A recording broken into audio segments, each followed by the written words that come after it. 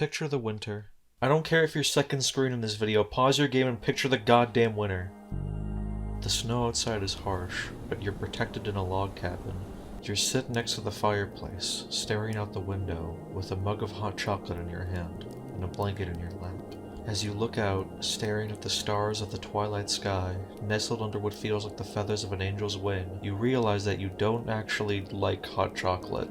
You've never been in a log cabin, and you're lucky to even see a drop of rain in your climate, let alone a snowstorm. And where the fuck are you if you're getting this picturesque view of the sky? You probably felt nostalgic thinking of that, a sense of coziness, but for a memory that isn't yours. It's not even mine. Mark Twain once said, "A classic is something everyone wants to have read and nobody wants to read." And the same applies to memories. Oh man, I wish I grew up in the 80s, when my friend group was limited to people I met in school, liking the opposite sex was a punchline, and everything smelled like cigarettes. Despite what you may think, nostalgia can be easily manufactured, not through recognizable IP, but by mood, atmosphere, presentation. I haven't played Dark Cloud in my life until October of last year, and yet every time I play it feels like a window to childhood. Capturing childhood can be defined in feeling like everything is larger than it is. You know there's a whole world out there, infinite possibilities, but all you can do is look out the window in your classroom. Dark Cloud sells itself as a massive world-charting adventure, an epic journey to slay the most powerful creature in existence, but it's basically a fairy tale.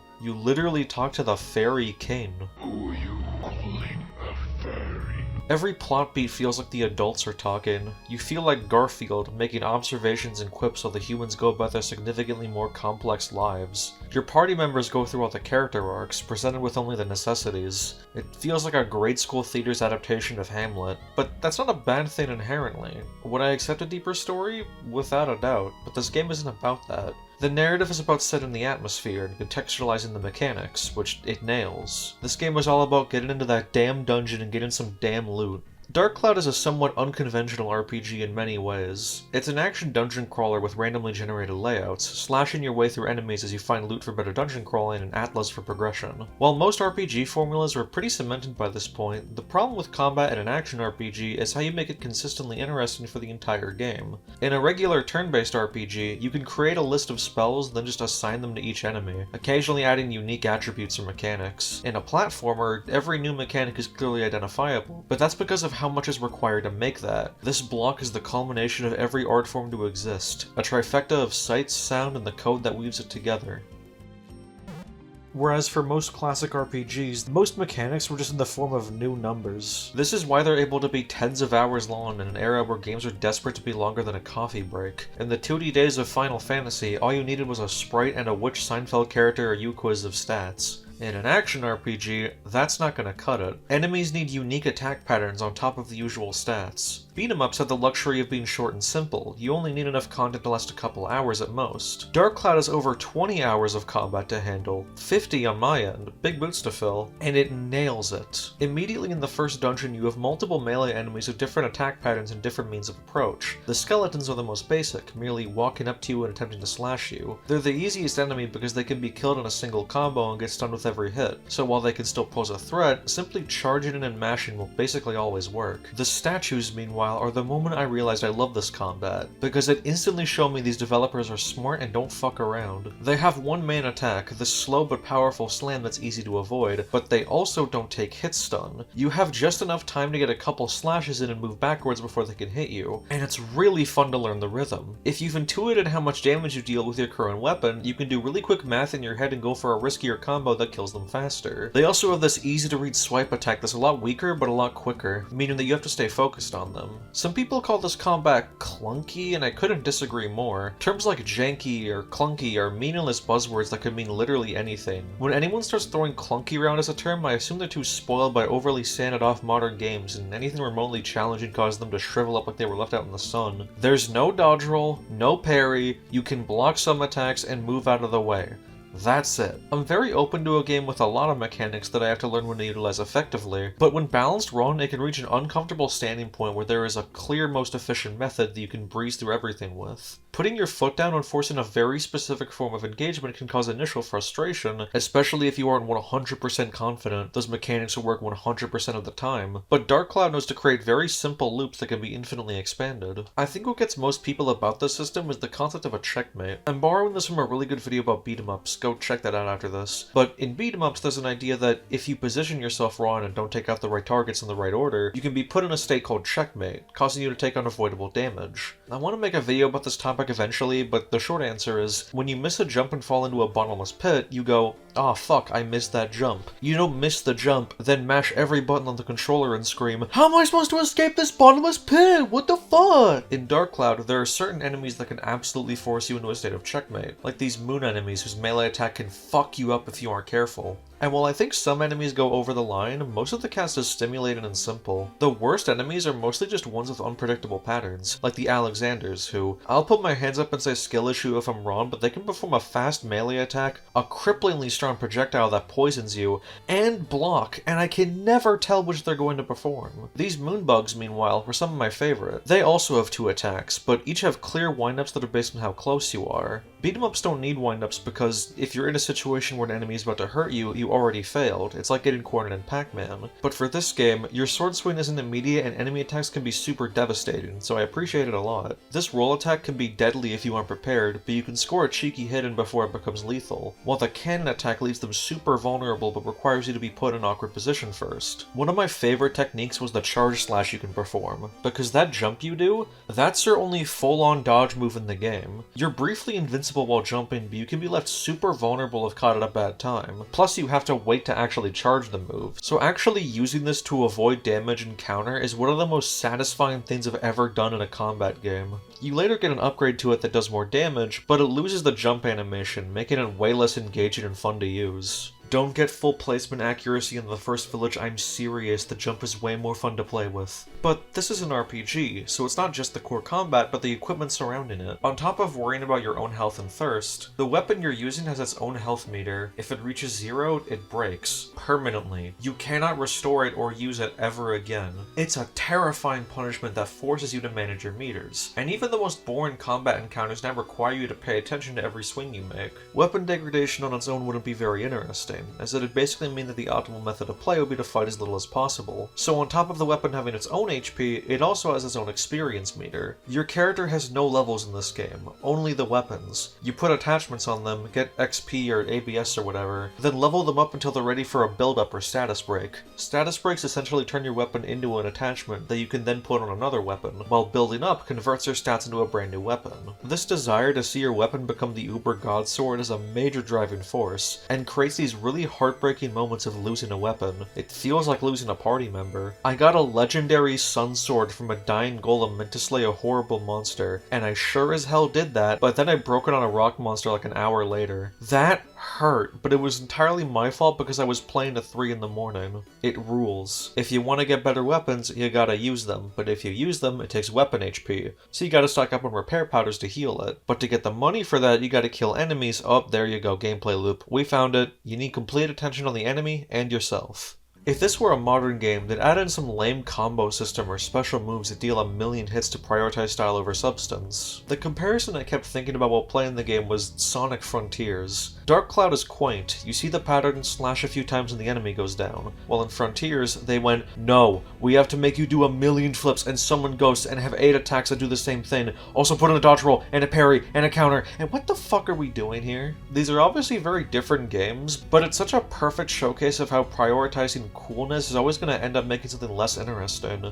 It's always more fun to think of a solid gameplay mechanic and make it cool than trying to force smart gameplay out of what would just be the coolest thing in the moment. Sakurai's Kirby games are great at this balance, but that's a story for another day. Cause the funny thing is, Dark Cloud is guilty of this too, because for literally no reason the game occasionally throws out floors that only exist to perform QuickTime events. This is so unbelievably disconnected from the rest of the game that it's hilarious. This was very clearly just done to show off the PS2. This was a pretty early launch title, but I can speak for everyone when I say that these can be replaced with actual combat and nobody would mind. Oh sure, if you grew up with this game you might think you'd miss it, but if this game came out entirely as is, except those were all taken out, would you be thinking, man, Dark Cloud is amazing, but I wish that once per dungeon there was a floor where I play Lightspeed Simon Says for 40 seconds. Nah, it's the loop we're here for, man. Slash your way through some monsters, and boy what a cast there is. There are some reskins, but even when an attack pattern is similar, they find ways to change it. Like the golems in the Sun and Moon Temple are just the statues again, but not only is the timing different, their attack produces a shockwave, meaning you have to be extra careful about getting out of there fast. At this point I learned that you run faster when you're not locked on, so I did a kind of risky thing of not locking onto these guys when I fought them. I intuited that for myself, and it doesn't feel super cheap, and it was really fun to figure out. These cannons in the shipwreck move fast, but stay still when firing, so you have to bait them into loading up a shot, avoid it, run over, and give them a good slash. The only thing is that, like with the Alexander from earlier, I find a lot of enemies that guard have annoying patterns in when they do it. It feels random in a way that doesn't make it more interesting.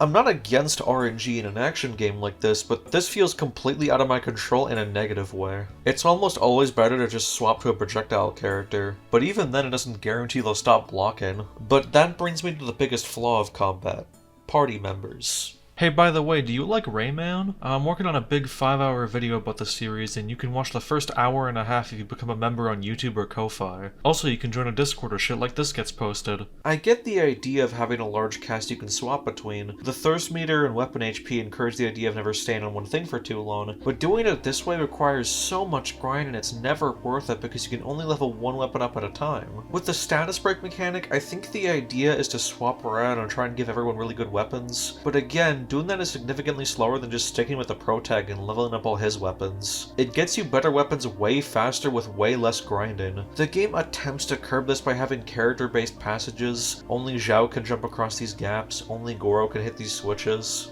But you can just do it, and then swap right back to the guy you were playing as. The only reason you'd want to keep your other characters at the same level is for the limited zones, which can force you to play as a specific party member, but you can just yoink a synth sphere from another party member, give that to them, and you're good.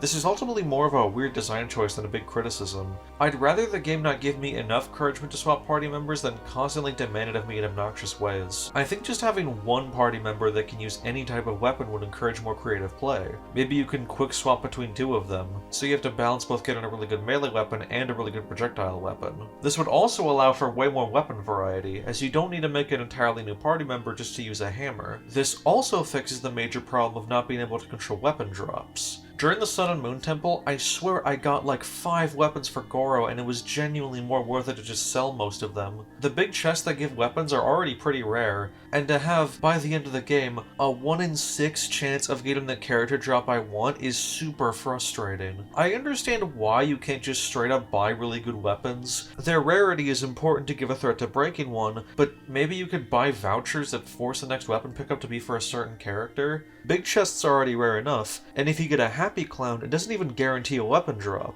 So I think this is an entirely fair method of putting the odds in your favor. I know I basically just added an additional way to ignore the other party members, but again, they're just not worth the hassle. Goro and Gungaga have theoretically higher max attack stats than Tone, but you can just build up better weapons. By the time you unlock Gungaga, you've had 4 dungeons of leveling up Tone, and if you're playing well, you probably already have a sick-ass sword by then. Alternatively, if you want to have a large cast of playable characters, but improve the weapon system by putting it all on one person, I think a system like Azure Dreams would be really good. That's another randomly generated dungeon crawler with more of a roguelike approach, but instead of weapon drops, what you're really hoping for is monster eggs. You're able to have 2 monsters out at a time, and as many as you can fit in your inventory, and you can even fuse them, and there's a similar emotional attachment that Dark Cloud's weapons have, just without the threat of losing them forever. I made a water knight called Slash, and he's super fast and super strong, and I love him. Some kind of fusion of these systems would be interesting. Dark Cloud has gems, really powerful but rare attachments for your weapon, so maybe with this mechanic in mind, you can find lost souls inside the dungeon and attach them to your weapon, giving them really strong stat buffs. You can only attach one of them to a weapon, kinda like how you can only put one synth sphere in your weapon at a time, but it infuses the weapon with certain stats while also making the weapon able to talk to you through that lost soul. That creates a lot of potential for comedy, drama, and general character moments. Maybe a super powerful lost soul is also really annoying and bitchy towards you, or you have a super frail and cowardly soul that slowly gets more confident as you level them up. Then, when a weapon dies and a character permanently disappears, you feel terrible for it. There's already a system kinda like this in the game, game, there's a weapon that Zhao can get that's a talking slingshot called Steve, and when you use him, he gives you hints or just says weird stupid shit. I can see a couple issues with the system, but I think it's a good blend of having a larger cast while still tying everything to a single party member. That's only half the story though. Remember those Atlas? They're the main collectible. You use them for the Atlamilia, the device you— oh my god, I didn't even explain the plot. Okay, starting from the beginning. So there's this guy called Flag, he summoned an evil genie that's gonna destroy the world if we don't stop him. The fucking Fairy King gave us the Atlamilia and sealed all the towns and people in Atlas to protect them. We gotta rebuild the world. So on top of combat, we have to use the Georama mode to assemble towns. It's a pretty basic town building mode for sure. Some people will call it Shadow. Some people would call it shallow, but like with the story, that's a really ignorant view of what this actually is. This is a fucking genius way of forced investment. Each Atla is essentially a progress marker like in a collectathon, giving you either a building to place or an object to put in the building. It's a really satisfying feeling to step out of a dungeon and see what you acquired, slowly piecing together the town until it's fully complete. Unlike other RPGs, there's no way to get lost or forget your objective. It's a really simplistic loop. Talking to townsfolk is essential for figuring out what they want, and it's a really satisfying feeling to know you need a certain object, getting it from an Atla, and excitedly going back outside to plop it in. Then once the building is finished, you get a cute cutscene showing your hard work is worth it, and you often get an item for your troubles. That's where I got that sun sword from, RIP. This also allows the designer to really intelligently pace the player, with certain stopping points forcing you to do something in the overworld in order to progress. I really enjoy the small puzzle in Matataki Village. This tree is dying of thirst and I couldn't figure out how to help them until I realized, oh, you have to build a river from this waterfall all the way across town and the tree springs back to life. I had no idea what to do here and I felt like an idiot for not figuring it out sooner. It's so clever. There's only 6 main locations and one of them is like 2 rooms, but each of them feel really distinct. When I first got to Queens it was at night, and walking through this empty town at midnight was a memorable experience of just taking in a new location. Then, after getting my objective, I jumped into this huge submarine. This intro to the 3rd dungeon, Shipwreck, is beautiful. Going into this massive sunken ship and emerging to find these echoing, waterlogged halls, it sticks with you, and the clash between the melancholy of the shipwreck and the summer vibes of Queens is really well done. I really thought each location was just going to be a cave like the first one, but no, each of them feel really distinct. Not every dungeon is a winner aesthetically, the Sun and Moon Temple feels like Bricktopia, but for the most part I was overjoyed to see the different environments. Look at and listen to Yellow Drops.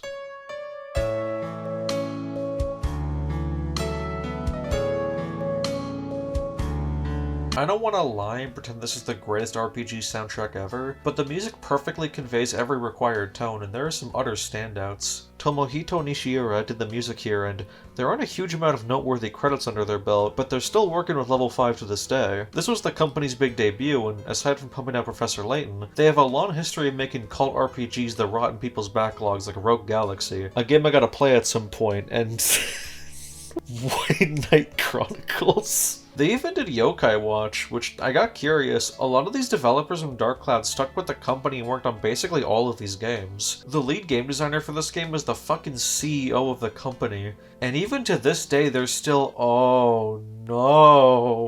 Well, aside from that, I'd be really interested in checking out their whole catalog of RPGs and seeing how different they are. I really applaud that they didn't just keep making Dark Clouds, instead tried new ideas each time. Even making one based off of Joan of Arc? What the fuck? While I do enjoy this game's combat, the one part where it really struggles is boss fights. Yup, I'm baiting this drum again. Most of the bosses in this game are pretty mediocre. A decent amount of them have confusing and hard to read patterns, and when I'm saying that, you know that actually means something. Either that or it's the Sun and Moon Temple boss, which is a contender for one of the worst boss fights I've ever seen. Get this, you do the whirlwind attack as Gungaga, and then you hit the boss, and then you do it again. Most of the combat in this game is 1v1, so they absolutely could have done great bosses, but I think they relied too much on convention and doing stuff that felt like a grand and epic fight, as opposed to a really intelligent battle. I'm actually surprised they didn't try a rival fight. That would have absolutely worked for this game's systems. Like, just imagine a more threatening version of regular combat with a larger variety of attacks, and that's all you need for a decent boss in the game. The final boss shows the best and worst of this.